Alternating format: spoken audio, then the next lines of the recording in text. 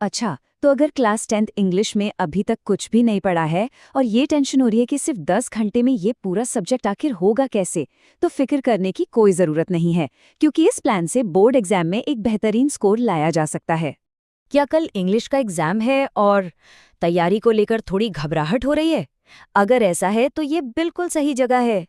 तो पेश है परफेक्ट स्कोर के लिए 10 घंटे का एक ऐसा अचूक प्लान जो सारी टेंशन खत्म कर देगा। चलिए फटाफट देखते हैं कि ये काम कैसे करता है। चलिए, सबसे पहले उन 20 मार्क्स को पक्का करते हैं जो सबसे आसानी से मिल सकते हैं। आइए सेक्शन 1 यानी रीडिंग पैसेज को डिकोड करते हैं। अब देखिए, इसमें एक दिलचस्प बात है। पैसेज दो तरह के होते हैं। एक होता है डिस्कर्सिव पैसेज, जिसमें लेखक की राय, उसके तर्क और विचारों पर ध्यान देना होता है, जैसे मान लीजिए ग्लोबल वार्मिंग पर कोई लेख हो। और दूसरा होता है फैक्चुअल पैसेज, जो सीधे सीधे तारीखों, नंबरों और फैक्ट्स पर बेस्ड होता है, जैसे किसी देश की जनसंख्या पर कोई रिपोर्ट। एक में अपने शब्दों में जवाब देना है, तो दूसरे में सीधे जानकारी उठाई जा सकती है। डिस्कर्सिव पैसेज के लिए ना ये 3 स्टेप वाला तरीका अपनाना है। पहला, पढ़ो और समझो। टॉपिक क्या है, लेखक सपोर्ट में है या विरोध में, हाउएवर या इन कंक्लूजन जैसे कीवर्ड्स को सर्कल कर लो। दूसरा, सवाल को बहुत ध्यान से पढ़ो। पूछा क्या जा रहा है, कोई कारण, राय या फिर कोई नेगेटिव साइड। और सबसे जरूरी तीसरा स्टेप, अपने शब्दों में लिखो। कभी भी कॉपी पेस्ट नहीं करना है, पैसेज के पॉइंट्स को अपने शब्दों में ढालकर लिखना है।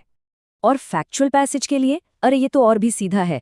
सबसे पहले इसे एक न्यूज़ आर्टिकल की तरह पढ़ो, मतलब सारा ध्यान डेटा पर रखो। इसके बाद सवाल से कीवर्ड्स उठाओ, जैसे कोई तारीख या नाम, और पैसेज में उसका जवाब ढूंढ निकालो। और आखिर में कोई फालतू जानकारी नहीं देनी, जो पूछा है बस वही लिखो।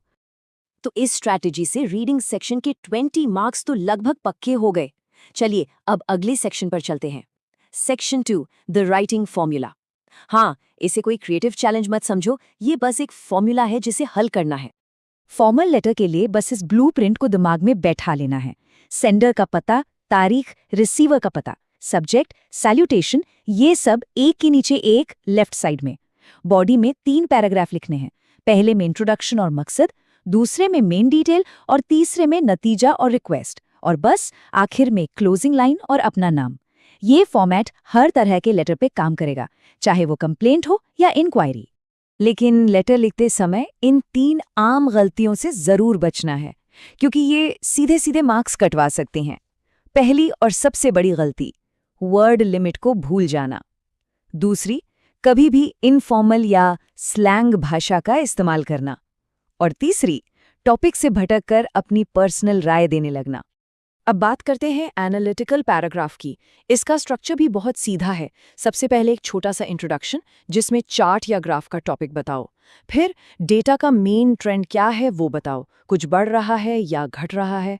इसके बाद अलग अलग डेटा पॉइंट्स की आपस में तुलना करो, और आखिर में पूरे डेटा की एक समरी देते हुए नतीजा लिख दो। बहुत बढ़िया, राइटिंग के 10 मार्क्स भी लगभग पक्के। अब बढ़ते हैं सेक्शन 3 की तरफ, ग्रामर और लिटरेचर की स्ट्रैटेजी। ये एक ऐसा ब्लॉक है जिसे बहुत तेजी से मास्टर किया जा सकता है। ग्रामर के लिए ये 3 स्टेप वाला प्लान सबसे असरदार है। स्टेप 1, ऑनलाइन कोई 30 से 60 मिनट की 1 शॉट वीडियो देख लो जिसमें पूरी ग्रामर कवर हो। स्टेप 2, नोट्स बनाते समय सिर्फ मेन ग्रामर रूल्स पर फोकस करो। और स्टेप 3, प्रैक्टिस प्रैक्टिस प्रैक्टिस। जितने ज्यादा सवाल हल करेंगे, ग्रामर उतनी ही मजबूत होती जाएगी। और लिटरेचर के सभी चैप्टर्स के लिए ये 4 स्टेप की स्ट्रैटेजी तो कमाल की है। पहला, सभी चैप्टर्स की ऑडियो या वीडियो समरी सुन लो ताकि कहानी दिमाग में बैठ जाए। दूसरा, समरी नोट्स पढ़ लो। तीसरा, और ये सबसे जरूरी है, सुनने और पढ़ने के बाद बिना देखे खुद से 1 पेज की समरी लिखो। इससे किसी भी सवाल का जवाब अपने शब्दों में देना बहुत आसान हो जाएगा।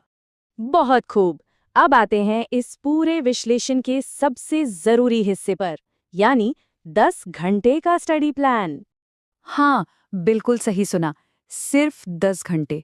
और यकीन मानिए, ये पूरी तरह से मुमकिन है। तो ये रहा पूरा 10 घंटे का स्टडी शेड्यूल। जैसा कि यहाँ दिख रहा है, लिटरेचर और रीडिंग को सबसे ज्यादा टाइम दिया गया है, क्योंकि इनके मार्क्स भी सबसे ज्यादा हैं। राइटिंग स्किल्स और ग्रामर को 1.5 घंटा दिया गया है, जो प्रैक्टिस के लिए काफी है। ये एक बैलेंस्ड प्लान है जो हर सेक्शन को कवर करता है, और इन सब को मिलाकर 10 घंटे पूरे हो जाते हैं। तो ये है वो 10 घंटे का प्लान जो इंग्लिश एग्जाम के सारे डर खत्म कर देगा। इस प्लान को अच्छे से फॉलो करें और पूरे आत्मविश्वास के साथ एग्जाम दें। तो घड़ी शुरू करने के लिए तैयार है? All the best.